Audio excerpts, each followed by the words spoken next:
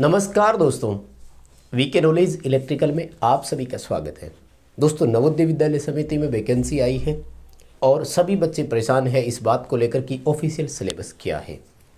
तो दोस्तों, आज की इस वीडियो में हम बात करने वाले हैं इलेक्ट्रीशियन कम प्लम्बर नाम से जो पोस्ट है, जिसका पोस्ट कोड 13 है, उसका सिलेबस क्या है। देखो, एग्ज़ाम का पैटर्न तो आप सभी को पता है, नेगेटिव मार्किंग है या नहीं ये भी पता है, लेकिन हम डिटेल से बात कर रहे हैं पॉइंट ऑफ व्यू के हिसाब से कि टॉपिक क्या क्या हो सकते हैं, कौन से टॉपिक के कितने क्वेश्चन होंगे ये भी शायद आपको पता होगा, लेकिन डिटेल से बात करेंगे क्योंकि बड़ा सवाल ये भी उठता है कि इलेक्ट्रीशियन और प्लम्बर दोनों के एक ही पेपर होंगे कि अलग अलग होंगे। अगर एक पेपर होगा तो कितना कितना प्रश्न किस किस ट्रेड का होगा, क्या दोनों के प्रश्न आएंगे या इसका कोई रेशियो भी डिसाइड किया हुआ है, इन्हीं सब पर मैं आपके साथ चर्चा करूंगा। कंप्लीट इस वीडियो को लास्ट तक जरूर देखना। उम्मीद करता हूं आपको एक एक चीज़ समझ में आ जाएगी। सिलेबस से संबंधित जितने भी सवाल हैं सभी सवाल क्लियर हो जाएंगे। आगे बढ़ने से पहले निवेदन जरूर करूंगा, अभी तक आपने चैनल सब्सक्राइब नहीं किया हुआ है तो ज़रूर करें और इस वीडियो की डिस्क्रिप्शन में आपको लिंक दिया हुआ है, हमारा एंड्रॉयड ऐप डाउनलोड जरूर करें। ऐप में प्री प्रैक्टिस टेस्ट भी है और कंप्लीट पेड कोर्स भी आपके लिए अवेलेबल है, आप वहां से ले सकते हैं। पूरा हेल्पफुल रहेगा। ऑल इंडिया एग्ज़ाम किसी भी की आप तैयारी कर रहे हो, लाइक ज़रूर कर देना। अगर आपको चीज़ें पसंद आ जाए कमेंट करके ज़रूर बता देना, ठीक है। आइए ज़रा शुरू करते हैं। सबसे पहले एक बार एग्ज़ाम पैटर्न दोबारा रिवाइज़ करवा दूँ, क्या क्या चीज़ें आएगी। और कुछ बच्चे नेगेटिव मार्किंग को लेकर अभी भी कन्फ्यूज़न में है तो वो भी मैं आपको बता देता हूँ। देखो दोस्तों, सबसे पहली बात क्या है कि टोटल 120 MCQs होंगे, मल्टीपल चॉइस प्रकार के क्वेश्चन आएंगे 120, जिनकी टोटल मार्किंग भी 120 नंबर की ही रहेगी, यानी प्रत्येक प्रश्न एक एक नंबर का है। बात समझ गए? ठीक है गुरुजी। टाइम कितना है? टाइम है 150 मिनट, ठीक है। तो अच्छी बात क्या है कि एक प्रश्न को, एक क्वेश्चन को 1 मिनट से अधिक का समय मिल रहा है, जो कि जनरली कंपटीशन एग्जाम में नहीं होता है। आपने अगर दिल्ली मेट्रो मेंटेनर का कभी सिलेबस देखा हो, क्योंकि ITI वाले पूरे देश से बच्चे फॉर्म भरते हैं उसमें, तो इन सब में आपको लगभग 48 से 52 सेकंड के आसपास मिलता है। कंपटीशन एग्जाम में जनरली यही होता है। तो 1 मिनट, एक क्वेश्चन को 1 मिनट से अधिक का समय मिलना मेरे हिसाब से बहुत अच्छा होता है। इसमें आपको न्यूमेरिकल प्रश्न हल करने के लिए अच्छा टाइम मिल जाता है, क्योंकि थ्योरेटिकल क्वेश्चंस का टाइम और भी थोड़ा सा बचने के कारण क्या होता है, न्यूमेरिकल पर अच्छा टाइम दे सकते हो। चलिए, यहाँ तक की बात हो गई। 150 मिनट को हमने कैसे निकाला है, इन्होंने दिया था 2.5 घंटे, तो 2.5 घंटे में 150 मिनट ही हुई ना, 60, 60 और 30, ठीक है। मुझे अगर मैं आपको नेगेटिव मार्किंग की बात बताऊं तो भाई अलर्ट रहना, काम सावधानी से करना, लापरवाही नहीं करनी है। 1/4 नेगेटिव मार्किंग भी है, ठीक है। तो ज़्यादा करने के चक्कर में नहीं पड़ना है, केवल सही सही करना है, बस केवल सही सही करने हैं, जितने आपको आते हैं बस उतने ही अटेम्प्ट करना। देखो, दिल्ली मेट्रो का एक एग्जांपल देता हूँ। 2020 में जब एग्ज़ाम हुआ, एक बच्चे ने क्या किया, लगभग उसके 76-77 क्वेश्चन सही हुए, ठीक है। लेकिन उसको लगा कि 120 में तो 76-7 बहुत कम है। अटेंड करते करते गया, 111 अटेम्प्ट कर दिए और लगभग पहले राउंड में उसके 65-67 क्वेश्चन सही थे, और सही करने के चक्कर में आगे के 40 प्रश्न गलत करिए है, जो नेगेटिव मार्किंग के कारण बहुत नीचे आ गया। तो कहीं ऐसा ना हो, इसलिए जहाँ नेगेटिव मार्किंग होती है तो केवल उतने ही प्रश्नों को अटेम्प्ट करने का प्रयास करें जितने आपको अच्छे से आते हैं।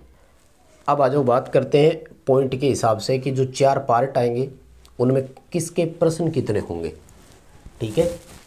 कंटेंट तो मैं बताऊंगा ही डिटेल से। अच्छा, सबसे पहले तो ये क्लियर कर दूं मैं, बहुत सारे बच्चों के ध्यान में यही आ रहा होगा गुरुजी इलेक्ट्रीशियन और प्लम्बर का एक साथ होगा कि अलग अलग होगा? तो देखो भाई, कोई ऑफिशियल क्लैरिफिकेशन नहीं है। फ़ोन कॉल्स करते हैं तो वो कोई रिप्लाई नहीं देते हैं। मैंने बहुत ट्राई किया था अपनी तरफ से देने का। तो जहाँ तक मेरा मानना है, इलेक्ट्रीशियन प्लस प्लम्बर होगा और कॉमन पेपर होगा। हालांकि लास्ट 2019 में बता रहे हैं इसकी वैकेंसी तो आई थी, लेकिन अपने पास तो कोई पेपर है नहीं उसका, तो डिटेल कहाँ से देखेंगे अपन, है ना।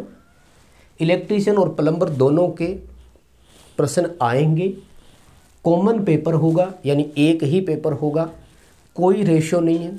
किसी के भी कितने क्वेश्चन हो सकते हैं, यानी प्लम्बिंग से रिलेटेड भी प्रश्न हो सकते हैं और इलेक्ट्रीशियन के भी ज़्यादा हो सकते हैं। किसी के भी कितने ही हो सकते हैं, वो कोई बड़ी चीज़ नहीं है।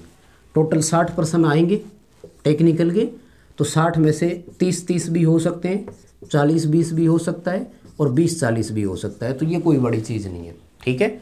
आप कर लोगे, मुझे ऐसा विश्वास है। बस आप तो लगातार तैयारी करते रहो, सबकी अच्छी तैयारी है, मुझे ये भी पता है। तो देखो, मैं एक बार और बता दूं आपको कि जो रीजनिंग होगी ना, वो 15 क्वेश्चन आएंगे, 15 नंबर का होगा। जनरल अवेयरनेस जो है वो भी 15 क्वेश्चन आएंगे, 15 नंबर के। ध्यान रखना, ये जीके नहीं है, जनरल अवेयरनेस है। तो इसमें क्या है, ज़्यादातर करंट जीके आता है और ये सेंट्रल गवर्नमेंट की वैकेंसी है।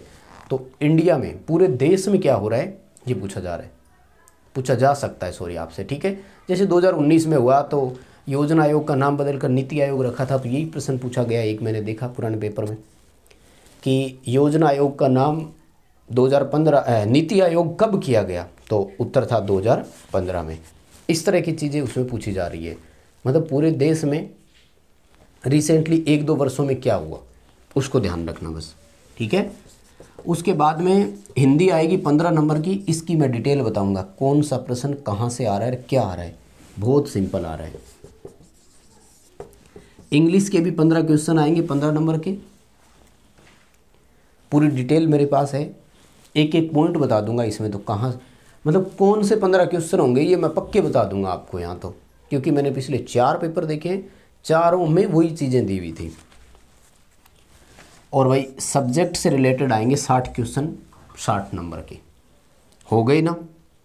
अब देखो, ये तो है पार्ट फर्स्ट, ये है पार्ट सेकंड, और ये दोनों है पार्ट थर्ड में, और ये है पार्ट फोर्थ में। ये ध्यान रखना है ना।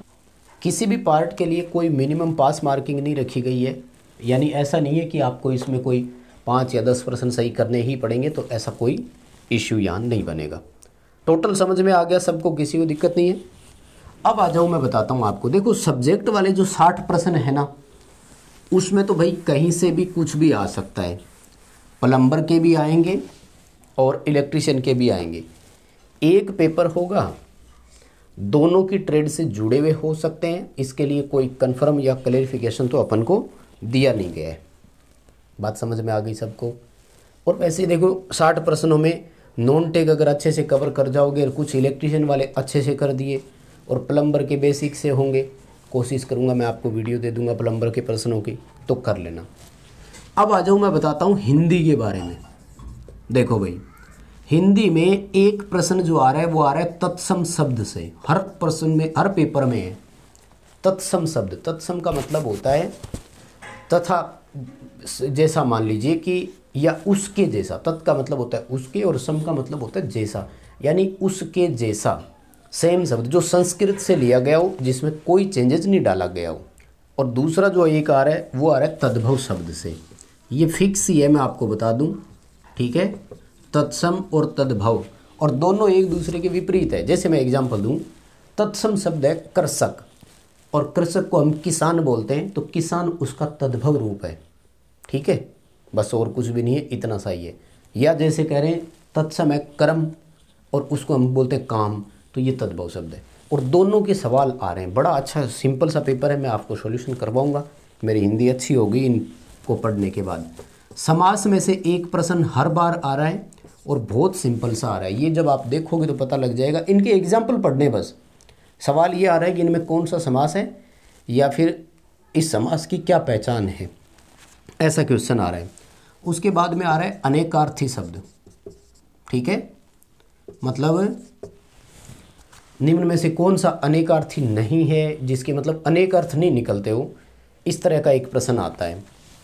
और उसके बाद में आ रहा है जैसे एक वचन, ठीक है, मतलब एक लाइन दे दी कि इसके लिए एक वचन बोल दो या एक शब्द बोल दो, बात एक ही है, ठीक है। इसके लिए कि एक, जैसे यूँ बोल दिया कि ज़्यादा बोलने वाला, ठीक है, मीठा बोलने वाला, इसको एक शब्द में क्या कहेंगे, इस तरह का एक प्रश्न आता है, ठीक है। और पर्यायवाची, ये तो पक्का ही आता है, यूँ ही आ रहा है कि निम्न में से कौन सा एक रेखांकित शब्द का पर्याय, एक लाइन देंगे और उसमें एक शब्द को नीचे अंडरलाइन करेंगे और पूछेंगे अंडरलाइन जो किया हुआ है इसका पर्यायवाची कौन सा है, ठीक है। उसके बाद में मुहावरे से रिलेटेड एक प्रश्न आ रहा है कि इस बात के लिए सही मुहावरा क्या है या इस मुहावरे का सही अर्थ क्या है, वो आप समझ जाना, इसमें से जरूर आएगा। विलोम शब्द आ रहे हैं, एक पूरा वाक्य दिया हुआ है, उसमें एक शब्द को अंडरलाइन किया हुआ और पूछ रहे हैं कि इसका विलोम शब्द निम्न में से कौन सा नहीं है या कौन सा है, ऐसा भी पूछ सकते हैं।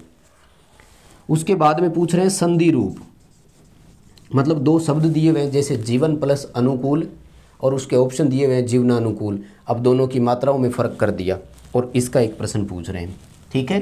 व्याकरण की अशुद्धि का एक प्रश्न आता है, एक पूरा वाक्य दिया हुआ होता है और उस वाक्य में से पूछ रहे हैं कि कौन सा पोर्शन अशुद्ध है, इसका कौन सा पार्ट अशुद्ध है, ठीक है। और अलंकार, भाई ये 12 टॉपिक तो ऐसे हैं जिनमें से 100% क्वेश्चन आएगा। इसके बाद में जैसे यूँ भी पूछ लेते हैं कई बार, निम्न में से कौन सा स्त्रीलिंग नहीं है, ठीक है। और बस मेन तो यही मानो आप, ठीक है। निम्न में से ये 12 हो गए ना, तो अब देख लो एक एक प्रश्न इनमें से आएगा, 12 क्वेश्चन तो मैंने बता दिए, ठीक है। हेलो, हिंदी में तो 15 में से 12 नंबर तो पक्के आप यहाँ से ले आना, ठीक है।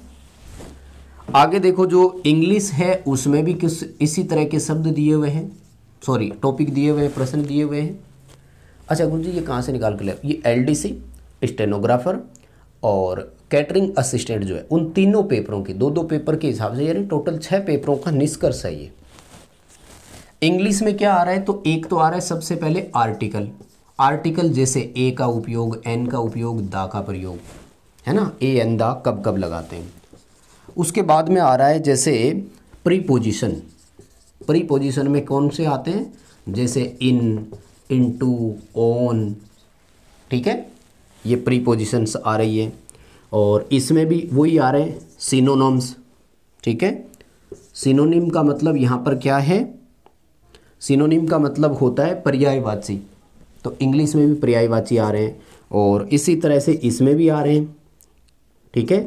एंटोनिम, ठीक है, एंटोनिम का मतलब होता है विलोम शब्द, यानी पर्यायवाची विलोम शब्द यहाँ भी हो गए। और उसके बाद में आइडियम, ठीक है, आइडियम, आइडियम का मतलब है मुहावरा, मतलब इंग्लिश के मुहावरे याद करने पड़ेंगे, ठीक है। और कौन से आ रहे हैं, हाँ कंजक्शन बोल दो या कंजुजक्शन बोल दो, एक ही बात है। कंजक्शन, कंजक्शन का मतलब होता है संयोजनीय जोड़ना, जैसे not only but also, either और, नाइदर नोर, ठीक है, बोथ हैंड, ये सारे इसमें आ जाएंगे।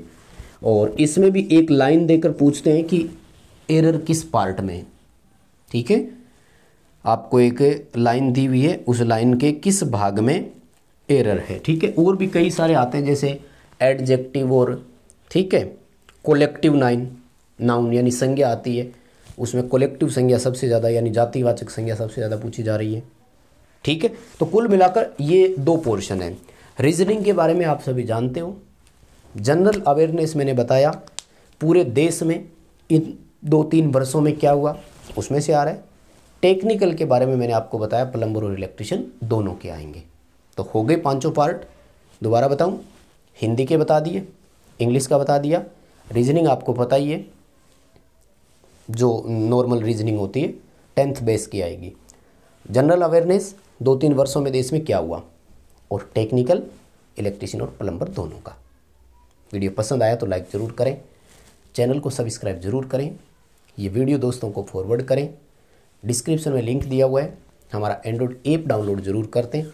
एक प्यारा सा कमेंट करके मुझे ज़रूर बता देना आपको कैसा लगा ये वीडियो, कमेंट सबके पढ़ता हूँ।